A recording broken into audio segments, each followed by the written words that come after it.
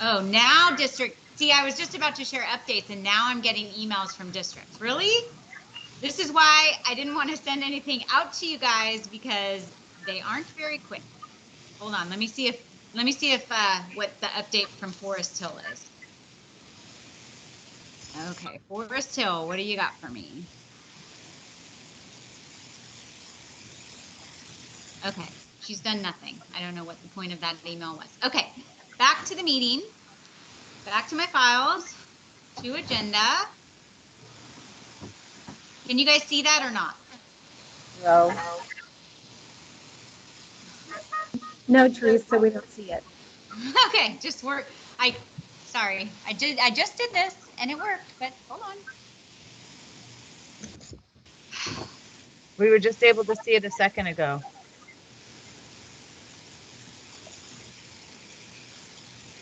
Oh, for the love. Bear with me, okay? Sorry. This is how we feel. Unknown participant is now joining. Okay, if we can't show this, it's going to be a problem. Okay, I see it. You guys can't see it. No. We only see you. I'm going to try it again. Desktop.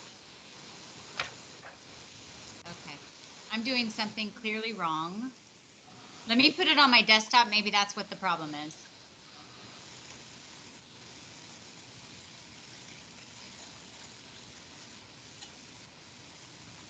Heidi's showing. Okay. Oh, just a reminder for everyone to mute your mics. Great reminder. I should mute mine too, so you don't have to hear me suffer or hear me struggle. All right, now I'm going to open it. Dang it.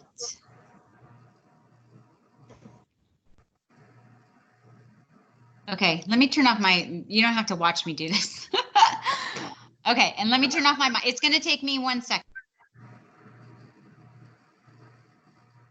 Talk amongst yourself if you have something you want to share.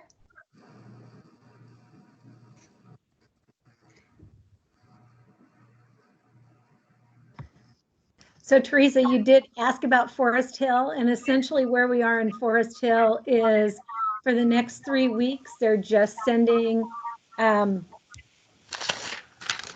wording is optional work, not assignments. Nothing will be collected, nothing will be graded. Resources only.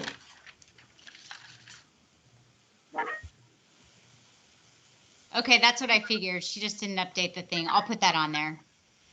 Do you guys see my files? Are you guys seeing my files?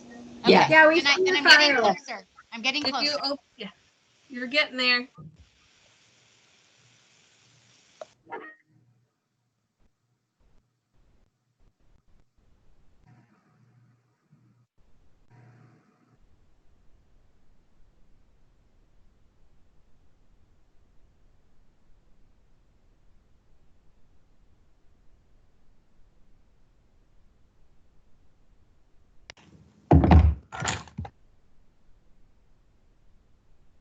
What do you guys see?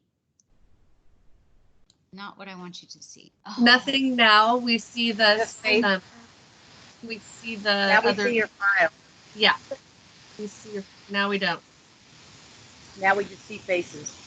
I don't see faces. I just see names. Do you see it now? Yes. Yes. Yes.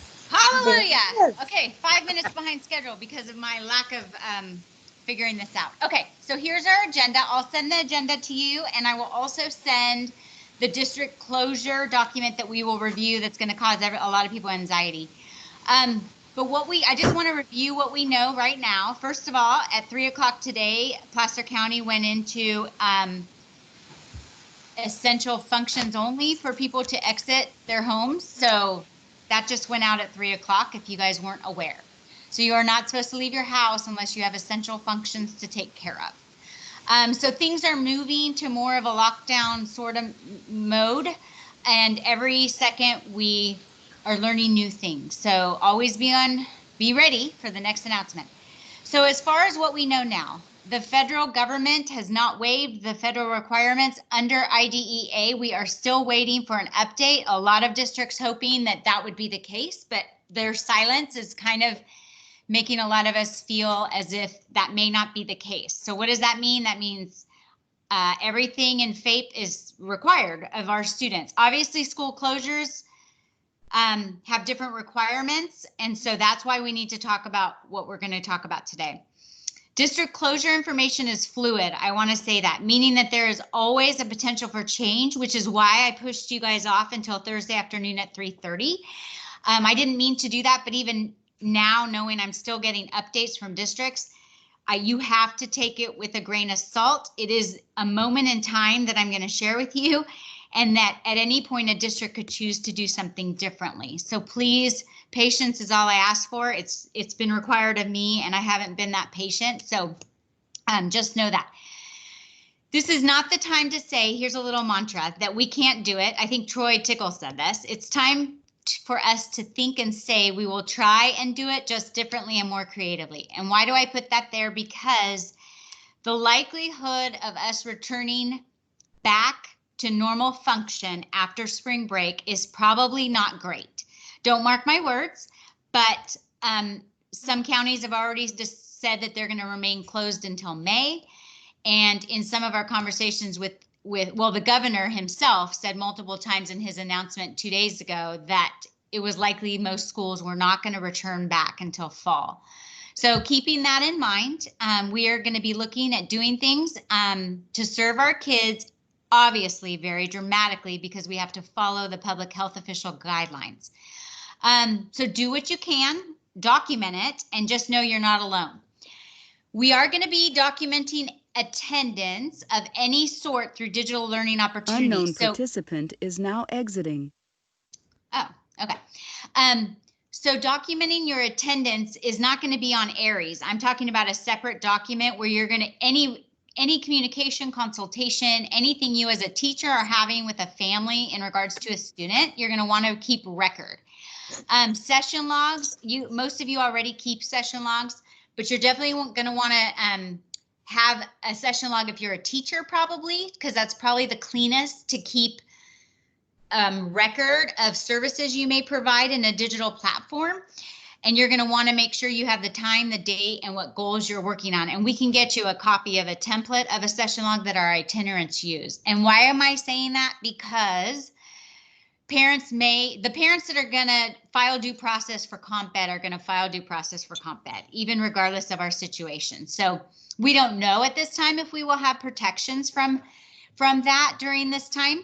So therefore, we just need to show our best effort. So attendance, session logs, they're very important during this time in case the parent files for Comp Ed. We want to have all the documentation showing our best efforts. Medi-Cal billing is still going to be expected to be submitted. And so you're going to want to document everything you're doing. You're going to want to also adhere to your licensing and credential requirements as we move into a digital learning platform. There's a lot of people that have to get consent from a student or a family before serving. And I've heard from behaviorists have some requirements, psychologists, social worker, I know speech therapists, probably OT, PT. There's all different requirements as we move into the digital learning and teletherapy practice. Now, they did state that they were going to be lightening up on HIPAA requirements and such during this time, but I do know that we want to support all practitioners in making sure that they're compliant with their licensing or credentials. So I want to say, moving forward, as we move to a digital learning platform, we will be using Teams. As right now, Chris is making sure that everyone who has access to Teams from PCOE will get the higher version that will be HIPAA compliant. So we will be in compliance and no one will have to be concerned about that. Again, all districts are waiting for CDE and federal guidance with this, so there's still more to come. And I had put this in before I spoke to Jill. So I had told you guys this in a few emails too, that we were waiting for CDE guidance in regards to special ed. And guess what? Jill, share with them the wonderful news. Hi, everyone. So I don't know if all of you are aware, but some of our staff, including our AT program and orthopedic impairment program, are involved in this statewide grant for Access for All, which really has to do with Universal Design for Learning and Assistive Technology and AAC. But because we hold that grant and because we are kind of earmarked as the folks who are doing work in terms of accessible learning, we have been pretty much identified as the folks who are going to put those resources together for the state of California. This just came to me yesterday that this is what the thinking is of CDE, and I know we've all been looking for this wonderful repository of resources, and the good news is we're going to be creating it. And by that, we're really looking for help with this effort. Obviously, my assistive technology and orthopedic impairment and SELPA program specialist staff will be digging in deep, but we're definitely going to need and want some great ideas, and what are the questions, what are the concerns from some of you all as well. So we're going to be looking particularly from our low incidence providers. You are going to be helping us provide guidance to other DHH, VI, APE, OTPT, et cetera, providers on what they can be doing. So what we're going to be putting together is really best practices, service delivery ideas, as well as links to resources, links for lesson planning formats, a variety of things for other people across the state to access. So Teresa and Bryce, Brett, Heidi, and Cindy may be reaching out to some of you, but we're also looking for volunteers, folks that would be really interested in helping us out with this project. We obviously have to get something out, even though it won't be finished in about 2 to 3 weeks. So it's a huge ask. And we're really going to be cranking. We're hoping whatever we put together is going to be useful for all of us, as well as our county, our districts, but just a much broader audience. So I'm hoping it's not work that's going to be helpful and productive as you start putting together your mindsets around how we're going to do this work in this way. But it's going to be really important that you help us figure out what are the things we need to be doing and telling people in terms of best practice ideas. So that's it. But we're really looking forward to working with all of you, and hope you'll join us in this effort. Hey, Jill, I just wanted to add on the DHH team. I'd like to get one itinerant to volunteer, at least one, a DHH itinerant and a teacher, and then an audiologist, and then also an SDC, at least one. By noon tomorrow, if you guys wouldn't mind. And then if I don't get anybody volunteering, then we'll have to look at a voluntold. So hopefully you guys will just jump right in there. Thanks. Yeah. So we want to have our teams identified by tomorrow. We'll be scheduling some virtual meeting time in these smaller subgroups just to do some brainstorming and start getting the ball rolling and figuring out who can be working on what. So that needs to be happening early next week because like I mentioned, we're looking to get at least a skeletal beginnings to this out in a couple of weeks because everybody is going to be struggling once we get back from spring break with how to make this work.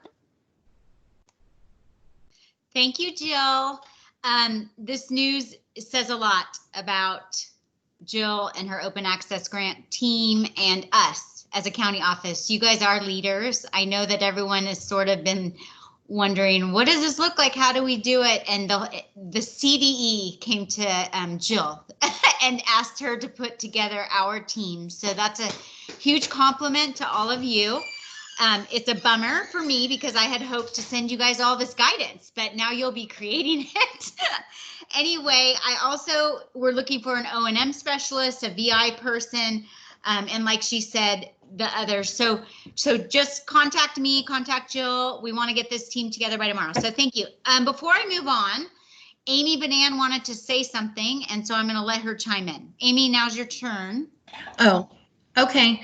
I have been, for the people that use Unique, I've been involved in the webinars and I've been learning some pretty valuable information. Just so you know that after this weekend, they're going to open up all the subscriptions. So everyone will have access to the Symbol 6, also the positivity, which is the social emotional component of Unique, and also L3, which might be beneficial to your students. It's a lot of more video game activities that have to deal with specific skills. So when you see that, that all should be lit up when you log on to your sign-ons. And if you guys have any questions, please email me, and hopefully I can answer your questions. Thank you, Amy. Okay, so I just want to put out the definition for everyone of what digital learning is. It's where, I know it seems obvious, but there's a lot of talk. If this is the wording we're going to use, I want to make sure everyone's aware. Digital learning is where a student and instructor are in two different places, two different locations, and instruction is taking place. Sorry for the typo. So just so you know, that's what it means. Now I'm going to share with you the district closure document, and I will make some changes before I send it to you after our meeting, but everyone take a deep breath, breathe in, breathe out, and know that, caramba, I had it. Shoot, I was all ready for y'all. Dang it. Bear with me. It's distance learning. It's not digital learning, isn't it? Okay. Did I spell distance learning wrong? No, is it digital learning or distance learning? It's kind of being used synonymous right now. People are talking about distance learning and they're talking about digital learning, but both of them require some sort of digital need because you're in two different locations. So they're synonymous from what I'm understanding, unless someone has a different idea. Okay, back to this spreadsheet. Okay, on this spreadsheet, which I will give you each access to, we have on the left, the district. So we had initially decided PCOE was going to provide, we were going to be closed and we were going to offer educational opportunities. And then we rethought that and said, we don't want to get districts in trouble for having a student in our program if they're a district who's choosing to do distance/digital learning. So we are going to follow the district's lead for their students. So this means if you have multiple kids, and OFER staff and Haley Pop, we're going to meet after this meeting to talk about the unique nature of your kids. So if you guys could hold off on questions specific to your classes, that would be great. But so you could have multiple districts in your class and you're going to be doing whatever that student's district is doing. And this is where this document is going to be critical. So Ackerman's not doing anything. So Cindy Stone, Diana Porter, Jeff, for those three kids, your obligation is to provide optional work. They're calling it optional work, no credit. You can do the same, you can label it as such, but it's optional. And then they are doing a PWN. I don't know why, they don't have to, but they are, and they're stating that they're having closures, but will offer this optional non-work credit. So we are going to only send out PWNs and amendments that emulate what the districts are sending out for their kids. So we're not going to have one amendment for all of our students or one PWN. We are going to emulate whatever those districts are doing because we want to make sure we're following those districts. This is making being a county office employee incredibly difficult, and I know you guys who serve all throughout the county are screaming as well, and I apologize. Alta Dutch Flat, we only have one student, but or we only have one student in our SDC. I'm sure we're serving itinerantly, but they're not doing anything. Auburn Union is doing something. So they are doing distance/digital learning. They are providing special ed. So itinerant providers, you need to be working with those case managers to ensure that students have access to work on those packets and those digital tools, and work with the district to determine what will be written in those individual amendments for service delivery based on what is appropriate for the student. So when Kristen Wright was speaking yesterday on the Tony Thurman conference, she stated we have an obligation to meet those goals. And so that's kind of the lens you need to be thinking about, because at first we were thinking we'll just send global packets to everyone.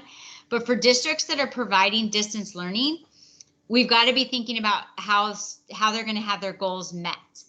And again, whatever amendments or PWNs they send, we will send. And we have quite a bit of kids in Auburn. Colfax is doing nothing. Does anyone, before I move on, have any questions about this document and how it's designed? Although, how do I know if you're asking me questions? Because I only see my screen. Hold on. Teresa, I'm putting all the chat questions in a Word document that we can just run through later because it's hard to read them as they go through. Okay, that's a good idea. So I know you guys can read, but I just want to share. This document just shows you we have about 50% of our districts doing nothing. And I should say that with a caveat. They are not doing anything formally. And the reason they're not doing anything formally is because whatever they do for their gen ed kids, they have to do for their special ed kids. So districts who didn't want to have to do PWNs or amend IEPs decided, well, we will choose to not do anything, but we're going to provide quote unquote educational resources or learning opportunities. And they're calling it different things, which hasn't made life very easy for us, but they're doing that to prevent having to have IEPs for everyone. Dry Creek changed their mind midway, which was one of the reasons I didn't tell you guys much earlier on. Eureka is definitely moving forward, so you're going to want to pay attention to what Eureka is doing, specifically if you're an itinerant provider serving kids in Eureka. She wants 2 separate logs. She wants you to have a log, which you already keep for your consult time, and then on a separate log, if you have any missed sessions or for whatever reason, she wants that on a separate log. So she's trying to gear up for any potential litigation, I suppose. So Loomis, lovely Loomis, has said, yes, it's an opportunity and an option, which basically doesn't help us at all. Well, it helps us in that they're not going to have PWNs or they're not going to provide amendments, but they're providing these learning platforms. So if you serve a kid itinerantly in Loomis, you're going to want to reach out to those case providers, find out what they want your support and what you need to do to help support them. But as far as direct service, they're closed right now, but they are saying yes. So I don't have answers for that. And their info is pretty long, so make sure you read it. Newcastle, if you serve Newcastle, they are doing distance learning. They are doing special ed. We have no kids from Newcastle in our program, so we're not needing to worry about that for teachers or coordinators, but I know our itinerant providers serve Newcastle, so again, you're going to want to work with the case managers. Placer Hills, nothing. Placer Union High School District, both high school districts are providing distance learning. Roseville Joint just started yesterday. Placer Union has been, so you're going to want to work with those case managers to make sure that they have the tools. If you're a teacher, you're going to need to provide packets and digital learning opportunities. And remember to be specific about those kids' needs, and we will have to have amendments and PWNs. Rockland, same thing. Roseville City, they're not doing anything that's required. Again, they're calling it educational resources. You're going to want to reach out and see what support they may reach out to you. Roseville Joint, we talked about, same as Placer High School. And Tahoe Truckee, yes, they are doing it. And Western Placer, no. Horizon, no. Horizon changed last minute too. They were providing it, then they changed their mind. People are constantly changing their mind, which is part of the problem for you guys. So I'm going to send this document as is. I sent it to every director this morning, expecting an answer by 12 to confirm what is documented here. I only heard from 4 out of the 18. So although one emailed me while we were meeting. I say that to say, this is what they told us. Now, whether it's changed or not, I'm not going to know. So when I send it to you today, just know if I have changes, I will let you know. But I have heard that some of you are hearing different conflicting things from case managers in the same district. And all I can say in that situation is you're going to want to refer to this document. And then if whoever is saying the conflicting item, you're going to want to call your coordinator so that we can call the district special ed director and confirm. Because I will say we've been very intentional about our communication with our people. I'm not sure how things are getting filtered down at the district levels. So this is what I have as of now. Bryce, you stuck things in a question answer. How do I get out of here? Yeah, why don't you go ahead and stop sharing your screen and I'll pop it up. Oh, shoot. Okay. Just do the X and cancel sharing. Okay. So where is it? Next button over, move over just a tiny bit. The thing with the square with the X, just push cancel. The square with an X. What? Sorry. Move your mouse over about an inch. It's right next to it. Oh, there we go. Okay. There you go. I stopped sharing. Thank you. Your directions were too simple for me.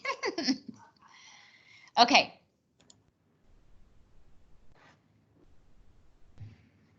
So here's what we have so far. While documenting our plans, daily activities, etc., is a lesson book plan book satisfactory? So maybe what is the avenue that we're going to use? Is there a systematic way that we're going to document,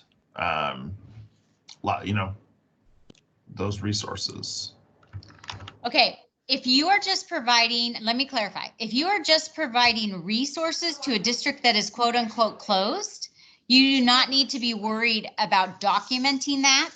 You're going to be wanting to document supports and things. And I would think, Kyla, I would think that writing them on a session log, specifically what you provided to the case manager regarding that student or what goal activities you provided, you're going to want to keep that separate. So if you're just supporting resources that are not digital / services, then I lost my train of thought. Oh my gosh. Okay, let's move on to the second one. Come back to that one. We do have session logs though that are on Symbaloo. So if you want to use a standardized session log, it's on Symbaloo. Okay, thanks, Bryce. Does this address access to our students via email, Google Classroom, etc.? We typically are barred due to district privacy firewalls. That's why you're going to want to start communicating via Outlook with your families and through Teams. So I know some of you have Google Classrooms. If those students in your district have that platform, then you would support them in that. Oh, now I'm getting a message about Roseville Joint. Of course, it's 4 o'clock today. Okay. As an itinerant teacher, will all sessions during the closure for a district that is closed or optional need to make up all sessions missed? During a closure that exists for more than 10 days, and the school is closed, my understanding is no, but we're likely going to be closed longer. And if the district is closed, I wouldn't worry about that and follow their lead. There's probably going to be comp ed involved here. We're all anticipating that. So you're just going to want to keep track. So during these weeks in which you're not seeing students or you're not prepared to do digital learning, you're going to want to document due to school closure, no session. Due to school closure, no session. We'll cross that bridge when we get there. I think that's what we were hoping to hear from the federal government about lightening up, but we haven't heard yet. If a parent from a district who is a no, if parents from a district who is a no, can we still work with the student if they want us to?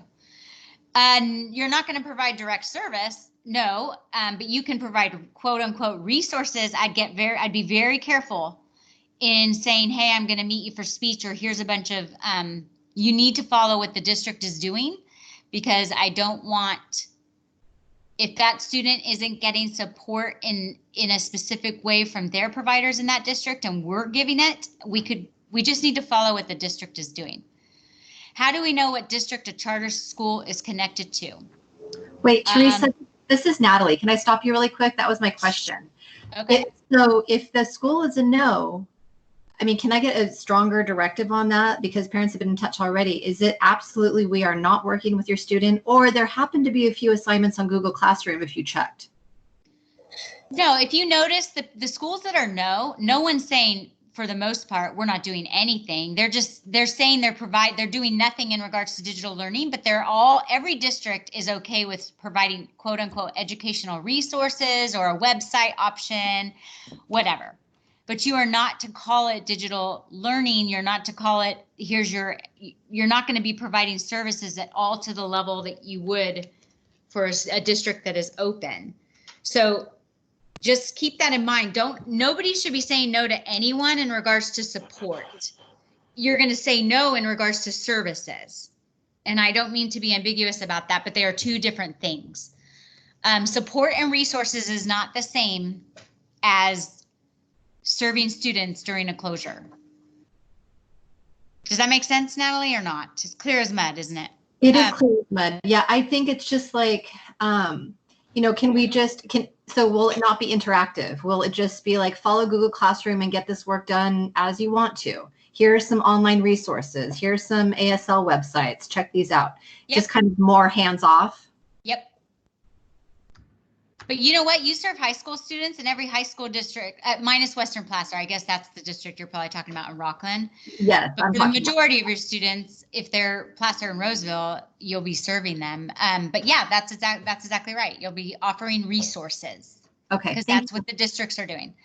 How do we know what district or charter school is connected to? You can email me. I can tell you. I don't have that information off the top of my head. May I or we get some more information on the volunteer program for SELPA? That's a Jill question. Email Jill. I guess that's what you're talking about. What if support teams with coaching and mentoring support through supplemental services, not direct? What does that look like for distance learning? It should look the same. If you're coaching and mentoring and providing supplemental services and the district is serving their kids, you're going to be doing the exact same support to those providers because your supplemental service is usually not a direct service to the kid, it's to the staff. So you're going to still want to do that.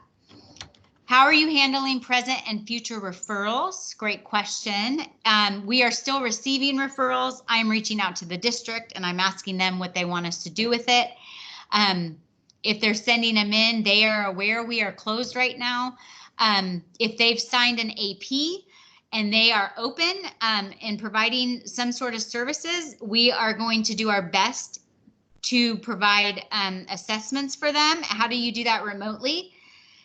We'll talk about that at the end of this time period because we're going to talk specifically about assessments. But for the most part, we're going to move forward. It's just we'll be serving kids differently. So do SDC teachers need to track and document the services we are providing? Absolutely. That's what I was saying on the agenda. You guys absolutely need to document, but only for those that you're doing digital learning for. Will PCOE be sending out info to parents? I'm not quite sure what you mean about what Teresa, that was my question again. Hi, it's Natalie.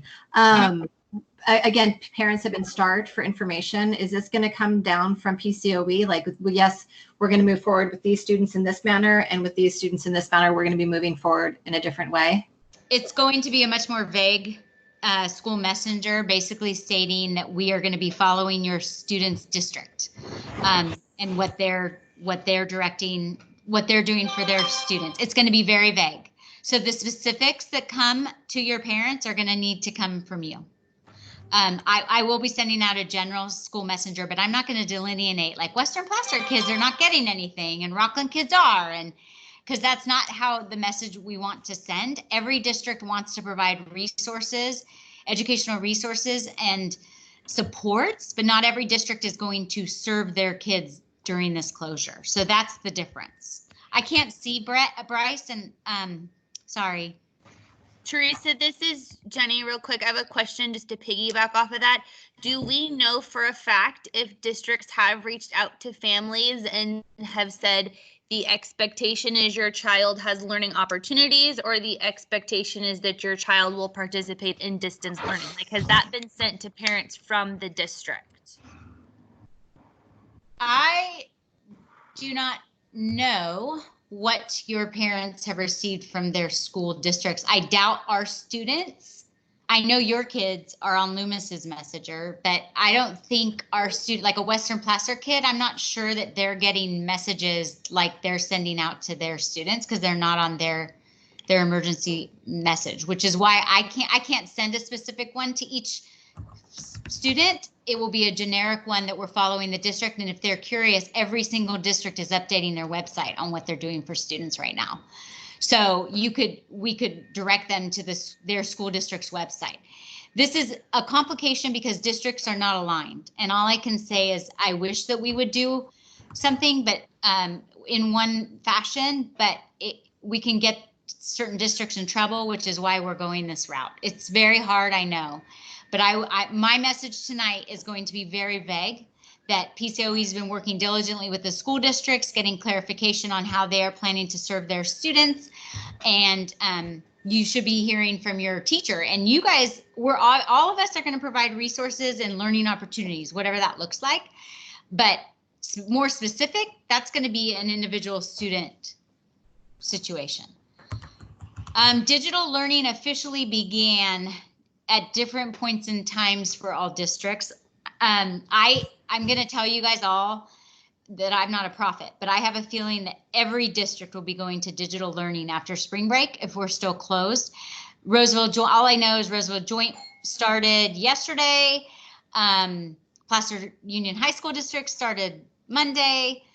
PCOE is starting this coming Monday. So I don't have the details on when they officially quote unquote started because they kept changing their minds in the last week and I wasn't keeping track of when it was what. How many hours a day do we need to teach? That's a good question. If you need to be remembering your obligation is to FAPE. Your obligation is to what is required to meet those goals.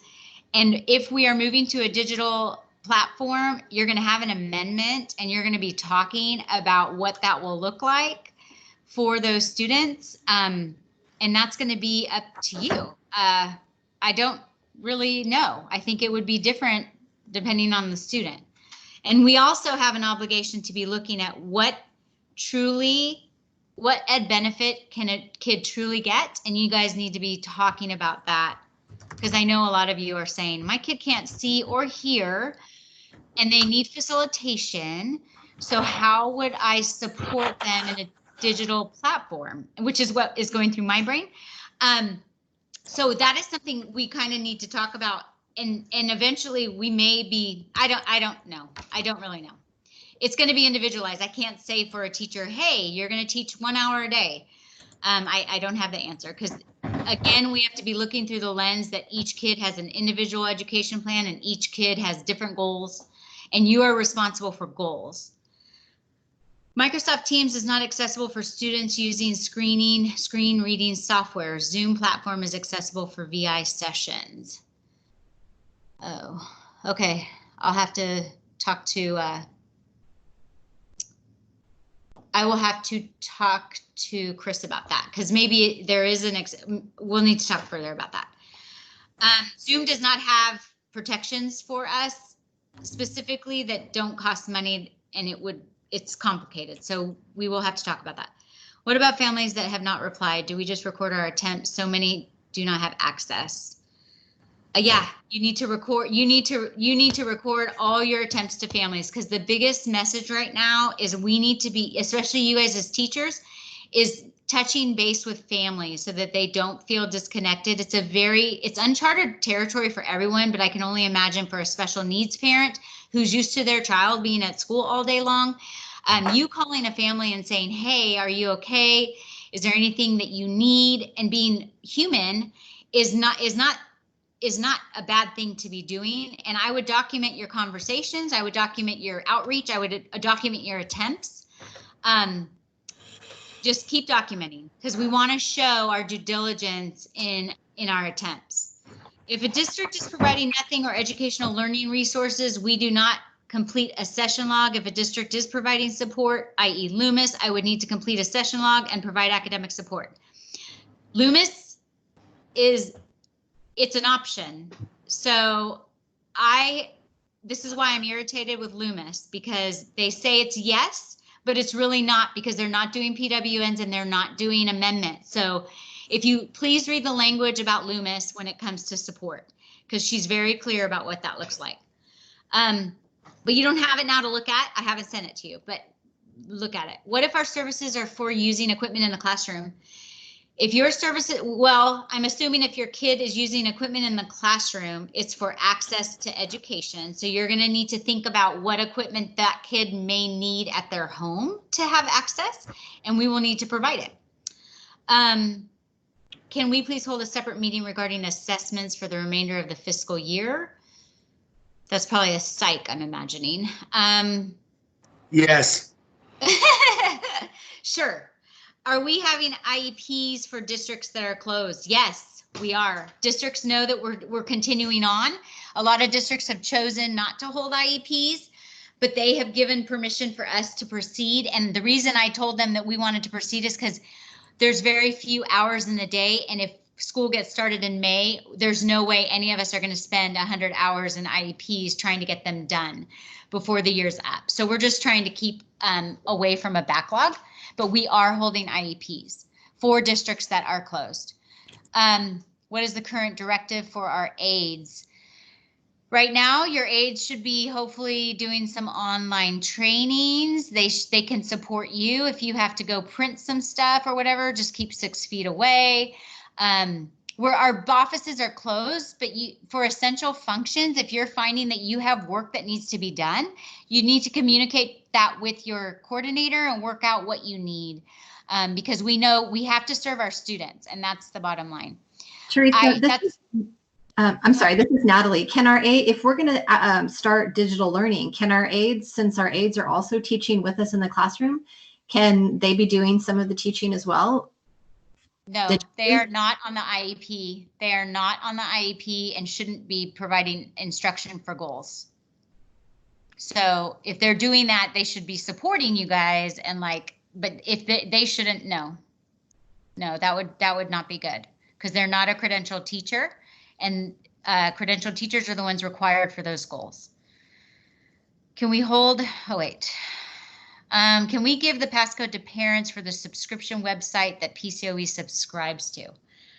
If it's ULS, yes, but I'm not sure what you're talking about there. How should we get AAC AT devices to students? We can have them at the county office. They can come pick them up. We can deliver them. We can figure that out. We're not going to be stringent about that. What if a parent refuses SPED services while their child's at home? You just document it. Who do I ask about access to our office so I can emboss Braille for students at Green Hills? Me. For students that were in the middle of an AAC trial with a device, is it a standstill until we are back in session? Typically, trial devices do not go now, so students don't have access to them. Teresa, I put an answer in the chat for that. It's going to be individually determined based somewhat on what the district's doing, but we're kind of triaging those individual by individual. Okay. Thank you, Jill. So the only forum we can use for teaching is Teams. For a lot of our SCC classrooms that aren't connected with any general ed, it's going to be Teams, but I do know some teachers, and because it's different for those teaching general ed, Google Classrooms for ED possible, and for DHH. It just depends on what your students have access, but I wouldn't teach on a platform that your students won't have access for. And all I know right now is that everyone should have access to a Teams meeting. So if you need to speak to them, you can. But if you send Google whatever, just know people need accounts for that. Can we video chat with families who are not receiving services just to check in? Absolutely. I wouldn't call it like, hey, this is your OT session, just checking on you. I would just say, I'm checking on you, see how you're doing. Can the aides and interpreters support us digitally? I'm not sure what that means. Someone want to chime in? Can the aides support us digitally? Teresa, this is Jenny. I've been looking at different ways to provide like the signing component with the instruction for my students. And it kind of goes back to the other question that I have, if they can help us with instruction that's not goal related. So like I have kids that are doing their math curriculum and that instruction, and sometimes that instruction happens with an aide under my discretion, like can they then help support and provide the instruction for that content? I wouldn't give a family the impression your aide is instructing them math. So however, I don't know how you're envisioning that, but I wouldn't have your TA on the other side of the screen giving a math lesson. I wouldn't. But you could use your interpreters to sign for access, or the same for the aides. We're going to talk specifically about OFER after this. So if you want to talk more about that, we can. If we aren't supposed to leave our home, how are we to deliver equipment? Essential functions. If a kid needs a communication device, I think that's an essential function. I don't know about you guys. But we're going to have to be like, I'm dropping it off at the door. You're not going to open the door. Obviously, if you are in a category that should not have any access to anybody because you have underlying health conditions or whatever, we'll have to talk through it. That's going to be a case by case. How do we provide audiology services to DHH students? You're going to join the work group and come up with ideas on how to do that, right, Jill? It's called thinking incredibly outside of the box, and it may not look like what you're doing now. So it's time to get creative. Isn't Western Placer a no district? One of the teachers is asking for us to provide service to her students that we were,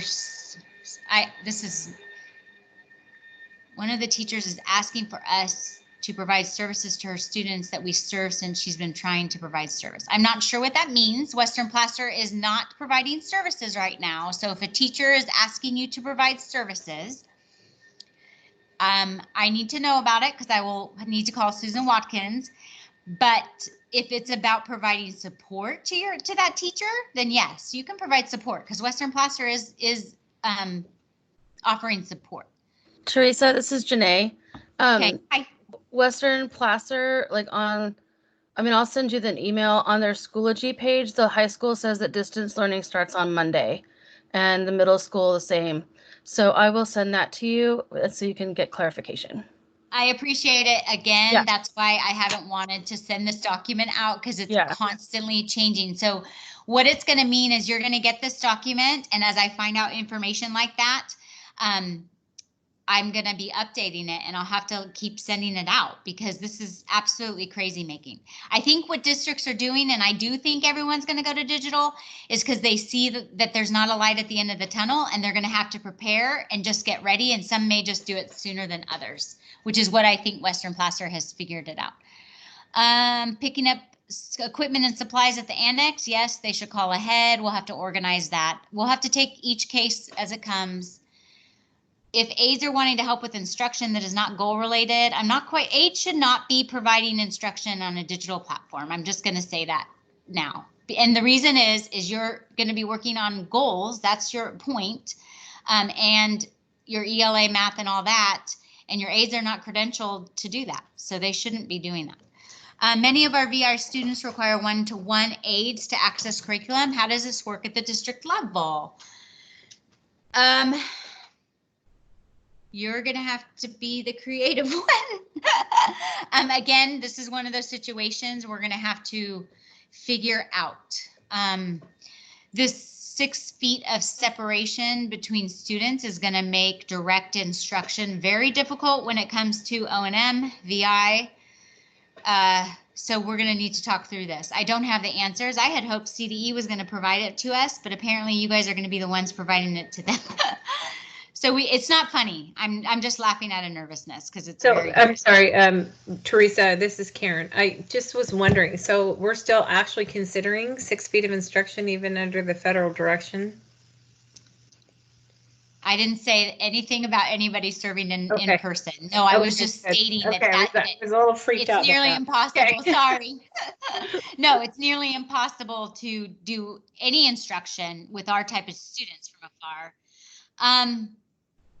So we can provide students access to ULS as a resource, not as assigned work. Exactly. If the school district is saying they're only providing resources, you absolutely can provide ULS as a resource.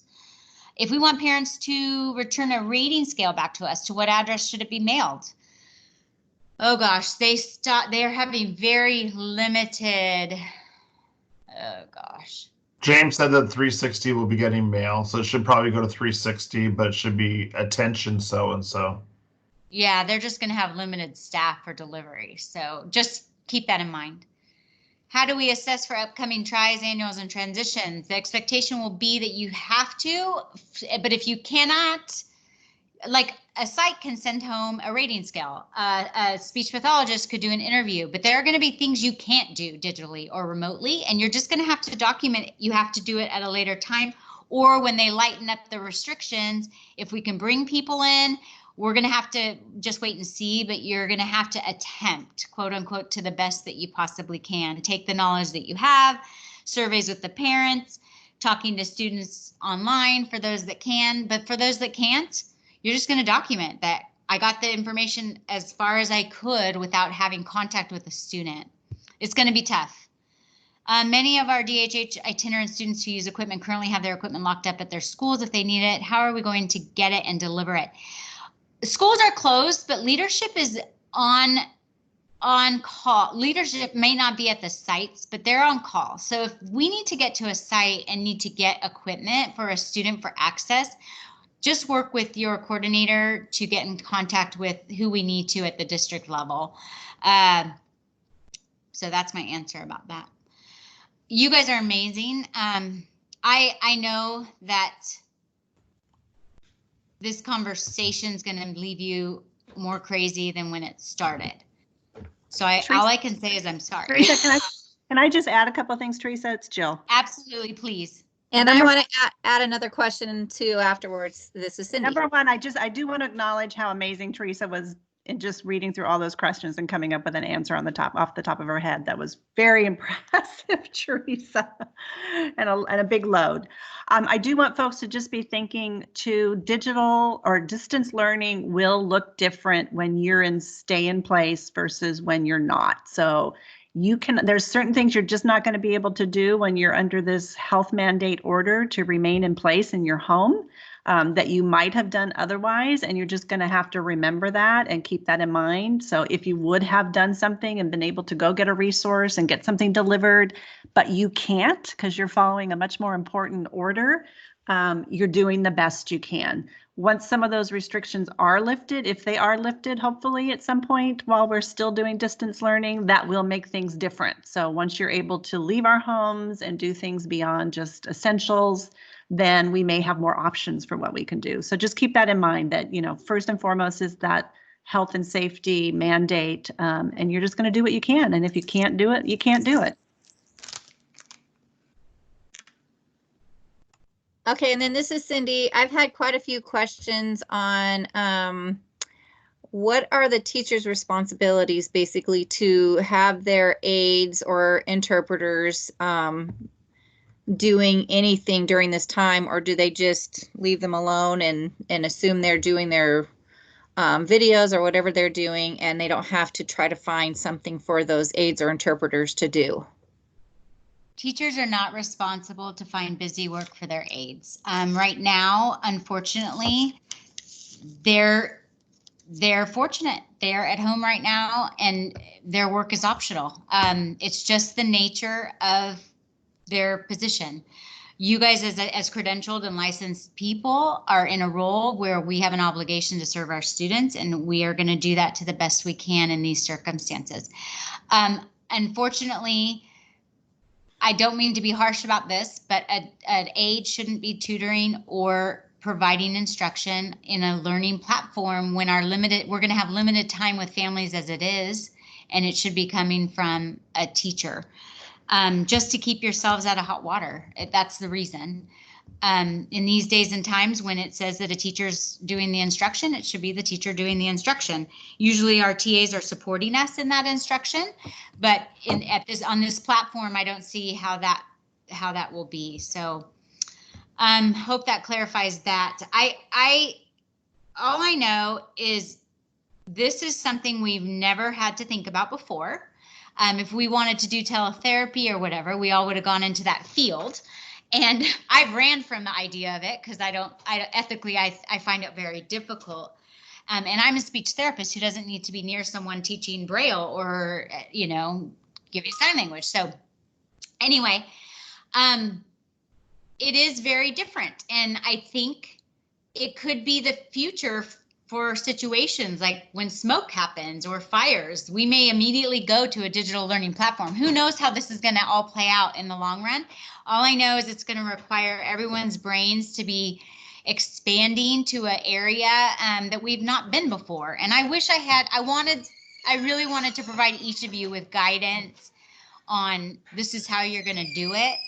You're not alone. All I can say is every entire school district is struggling with the needs of the special ed, and every county office is struggling with the 1%. So you're not alone. We're going to get through this together. And you know what? The message I got from Kristen Wright from CDE the other day was do what you can and try. Like doing nothing is what's going to get us in trouble. And we'll get through this together.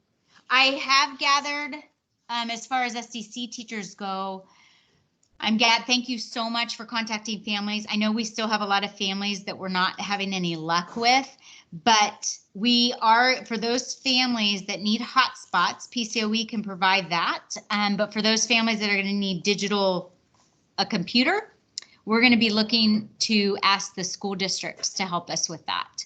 So I don't know, there may be delays for instruction for some of those kids. And how are they going to access it? It's a good question. I have many students in my head. I'm trying to visualize what this even looks like if I was a teacher. So we'll talk through it together. Infant services, is Heidi on the line? Heidi, are you here? Mo is asking, can you share what the infant services are going to be provided remotely. They are not going to bring them in or go to their homes. And they're going to be doing similar to what we're doing. We did cancel groups. Chris Barbeau said she did a virtual home visit with the infant program today. So Chris, how did that go? You're our first. Maybe you can share with us. Want to hop on and share? Sure. Hi. All right, let me take my slide off. Hi, everybody. No, it went good. So Kara, one of the infant SLPs, she set up the meeting on Meet. And so it was me, Kara, the mom, and the little guy who thought the whole thing was weird and didn't really like it. But, when we just got to, it was probably more of a collaboration and a support for mom and talking about like what the transition might look like, because he himself wasn't so into it. He was a bit wary of the situation, but it was still nice and reassuring just to keep that contact with the team and that consistency. Awesome. So Chris, it's possible, right? It is possible. Even with the toddler. Some of our kids are like toddlers, right? So thank you for sharing. You're the first guinea pig out there doing this for us. So everyone give a round of applause for Chris. Thank you. Hey. Yay, hey, Teresa, it's Tasha. I have a question. Hi, Tasha. Hello. So I hate to be that person to beat like a dead horse about our aides and BSAs. I do happen to have a class that's very vocal as far as student wise. Like, can we do online social groups and just kind of meet online and just chit chat with the students and practice jokes, or just that kind of communication that we did weekly in the class? Is that okay to do? Yeah. There will not be any instruction. It's not instruction. It depends. You're not going to call it direct instruction. You're calling it like for example, my husband's a teacher in Roseville, and they aren't doing. Well, they're only providing quote unquote resources. And every morning he's having his morning class meeting via Flipboard or some flip thing. And he's doing that on his own initiative because he cares about his kids. He's not calling it, mandatory or whatever. It's optional. So just be careful about what you're calling it. If making contact with students and engaging them is great. But just be careful of the wording. Does that answer it, Tasha? Will do. Yes, it does. Thank you. Okay. I think one thing I would also say is we have to remember that it's likely we're going to be going to distance learning for all. There's a good chance of that. So thinking of class meetings, I thought, for my Tammy Lowers class, of preschool curriculum, we could do circle time all together in the morning, things like that. Those are opportunities I think teachers can start thinking of what are whole group instructions I can do remotely, because it's going to be difficult, I think, to do distance learning as a whole group with everyone, but what activities can you do to be able to still provide some access for some of those kids? Right. Does anyone have any other questions before we move on to some of the things I want to talk in person or virtually about on the agenda? You guys can talk. I wanted to ask a question. So that document that you sent out at the beginning of the week about all the different websites that we can we make that a living document so we can add to it as a team, everybody? Are you talking about the Google Drive document that Bryce created for everyone to put stuff in? Yeah, it should be accessible. And it's a living. You know what I'm talking about, like the different websites and resources that we can give to our parents. Yeah, it should be live and it should be accessible. All right, cool. Thank you. Teresa, what exactly are the HIPAA restrictions? I mean, like I've kind of familiarized myself with Zoom and Screencast-O-Matic. Is it a directive to only use Teams when we're doing like some type of face-to-face, or are we allowed to use different forums? I am just advising Unknown those participant is now joining. that those who have licensure requirements, like I'm a speech therapist and I need to make sure that I am using a platform that is compliant for HIPAA. Psychologists have similar things. We've got to get consent. There's certain requirements based on your credential or your license. If you don't have those restrictions, okay, but I would say if you can use Teams to the extent at all possible, I would. But if you don't have any barriers that could get you in trouble with your license or anything or credential, then okay. But we just want to be protective of our students. So we want to, that's what we need to be looking out for. One of the things that I just read from, I don't know if it was what organization, but they were talking about you just can't use any public facing. So TikTok, Facebook Live. So they said you can use FaceTime. They said you can use Teams. They said you can use Zoom. So that was something that I saw on some federal government guideline for the HIPAA, like loosening of rules right now. Yeah, my concern is I would not want to put any provider in a situation where HIPAA is, they're quote unquote lightening the rules and then somebody feeling nervous about that. I wouldn't want to mandate that someone use a platform that isn't protected. So that's why I'm saying we have Teams and it will be protected. Chris is working on that right now. You guys should all have that feature soon. Currently, Teams does not have that protection. Should be by the end of today. So to answer your question, I'm trying to protect you, protect our students. Teams is a good platform for that. FaceTime is not.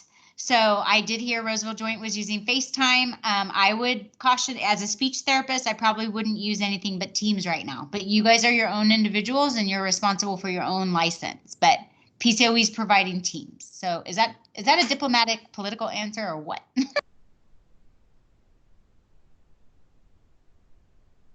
Okay, moving on to the information I wanted you guys thinking about. I actually took notes when Kristen Wright was talking during the webinar the other day. And it kind of switched my thinking because initially when we thought we were going to a digital platform or possibly remote learning, we were saying everyone get packets together from Unique, be ready to send it out, and we're done. But after listening to her, it became very clear that we have to remember that each student is an individual, that they all have individual IEPs that are not the same as their neighbor. And so instruction shouldn't be looking the same. So when we're thinking about providing instruction, accessibility is going to be the biggest. And we're going to have to work together to figure out how to adapt instruction to meet their needs.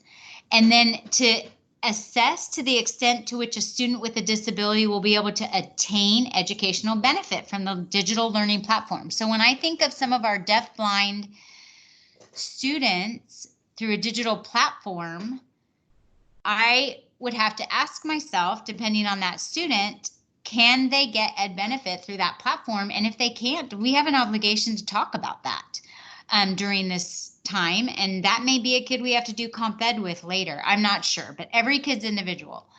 So that's why number 3 says you may need to update the IEP. To the greatest extent possible, they want us to continue to provide related services consistent to the student's IEP. Possibly providing services on one or more school sites consistent with social distancing guidelines. You know, she was saying maybe you could bring it in, but I thought of most of our students and I thought, I don't know that most of our students could adhere to 6 feet, and our schools are closed. So anyway, that's something they were saying. Assistive technology, we must provide all AAC and AT devices for families at home. So that kind of answers some of you who were saying, I've got to get these devices to them. Again, the bummer, the federal government has not waived our requirements, so fate must go on. And when deciding to do distance learning, it should not look the same for each student, since no one student is the same. That's just a repeat of what I said. Again, checking in with your families is going to be important since we know they're not prepared for this. I think what I loved about Kristen Wright is she has a child with special needs. She's an educator. She's the director of special ed for the state, and she literally said she's at a loss. So she gets the pain we're going through. If a student, just an example, if a student has a classroom schedule at school, we probably should be supporting families on a home schedule to help them with their daily routines, especially if that's a goal of theirs to follow a schedule. So we could create videos on how to teach the family to implement their schedule. I don't know. That was just an idea. So now on to assessments.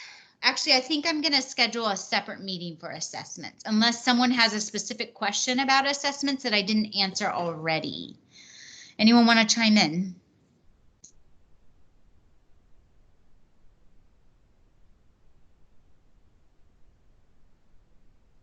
Okay, so we'll postpone assessments for psychs later. I am going to keep on the line. Anyone is able to stay, but specifically my Ophir and Haley. If you guys can stay, Ophir staff and Haley, if you guys can stay on the line, because we need to talk through what Loomis is saying. Everyone else, I want you to rest up when you don't have any work to do and be ready to gear up for digital learning, possibly after April 13th for all students. And hang in there. We're in this together. You're not alone, but if you can rest during this time, rest, because now's the time. We never get opportunities like this. Have a good one. Everyone from Ophir and from Haley, stick around. Otherwise, see you all later unless you want to hang out and Unknown listen participant to this. is now exiting. Thank you, Teresa. Thank